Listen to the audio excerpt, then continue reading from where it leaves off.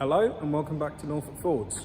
You join me in the farm workshop again because we've just taken a delivery from Ernest Does. We've got a mixed bag of good and bad news. Most of it is good and bad news. But first, I want to show this off a little bit. I went and got myself a pair of overalls with Norfolk Fords written on. And if you look on the back, I've also got it on there too. I think they look brilliant. I'm really chuffed with them.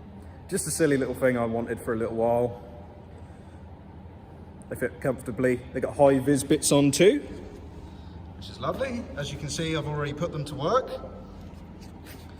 So anyway, I've already turned around the camera. We have got a back window.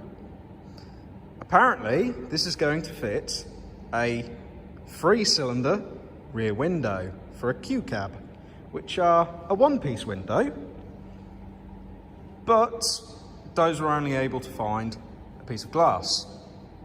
And we're not sure if this piece of glass is for a Q cab.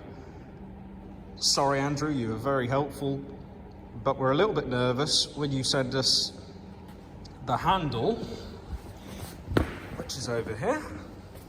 The handle and the gas struts. Where's the handle? Is that the handle? No, those are the rubber hinges.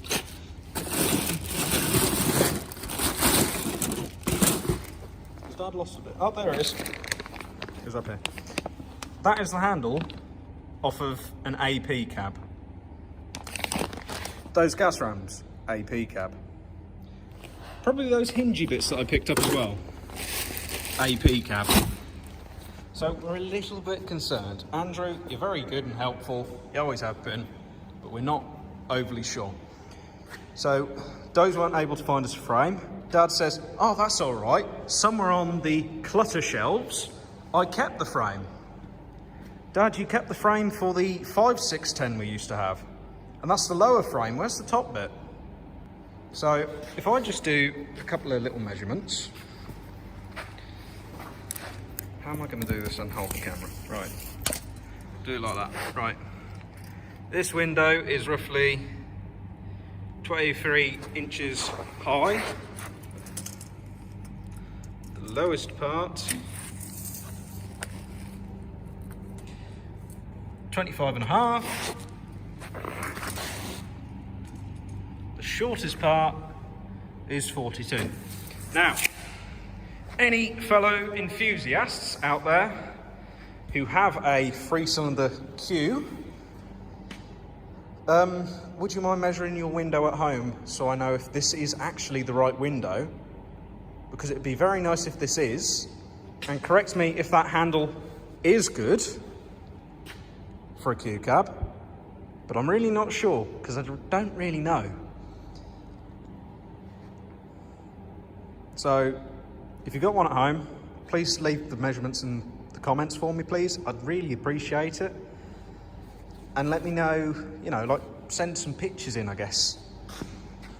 See, show me what your windows look like. Because if you type in on Google, rear window Q cab, you get a rear window from about 20 foot back. Parts diagram, all well and good. See, from the parts diagram, I think them hinges are fine. I'm not sure about the handle still. And the gas rams are definitely wrong. But that's all right, because we've still got the original braces.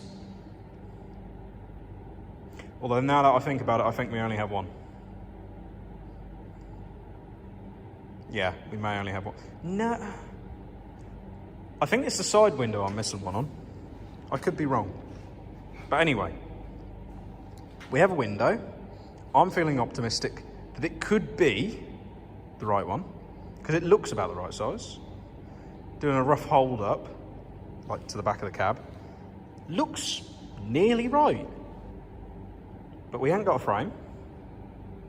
That's for a 5.610. And yeah, without the frame, we can't do anything with it. So, thanks for watching. We'll get back with a little bit more. We've got some good plans coming up for the 4.610. What I'm hoping to do is get that finished off, it'd be nice to have a rear window and seal it in, because with the barley project, we're gonna have leftover straw. And what do we have in the barn next door? You guys don't know because I never filmed it and I should have done. Dad bought a baler for, we have a peony crop on our farm. Dad bought a baler. Actually, let's go walk over to the baler right now. So this lovely little New Holland baler, that will go perfectly behind a 4610. Dad bought this to pick up peonies.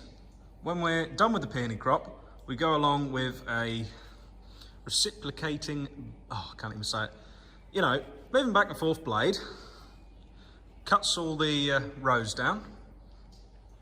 Then what we used to have is that big blue thing over there, that's a big hopper. At the bottom of that, roughly there, is a rotavator. And it never used to touch the floor, but it would spin and create a vacuum that would suck the peonies up a little chute there and into this hopper. It was all right, it wasn't perfect.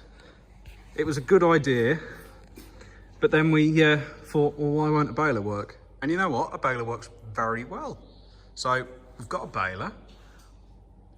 I now need to get my tractor going because it will absolutely look fantastic if I'm baling my first crop of barley with my tractor and an old school baler. It's going to look real good. So I need to find a handbrake cable because the one they sent me was the wrong size. And then I think that's it for controls. I think all the controls are back in and plumbed in. Apart from the throttle. The throttle I've got everything for, I just need to put it back in.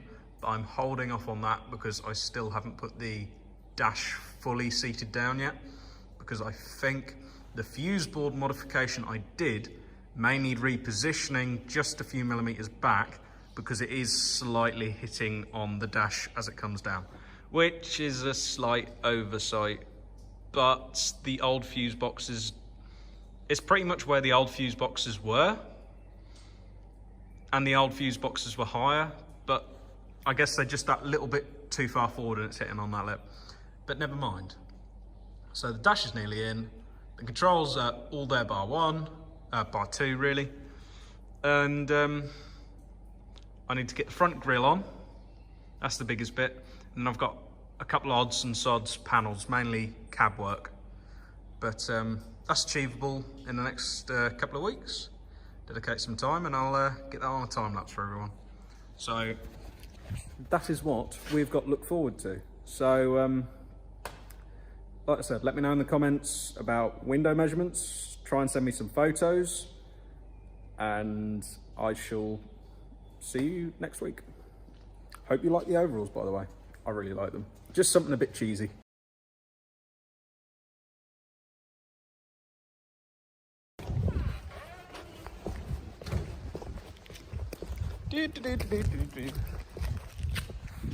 Also, can we appreciate British weather?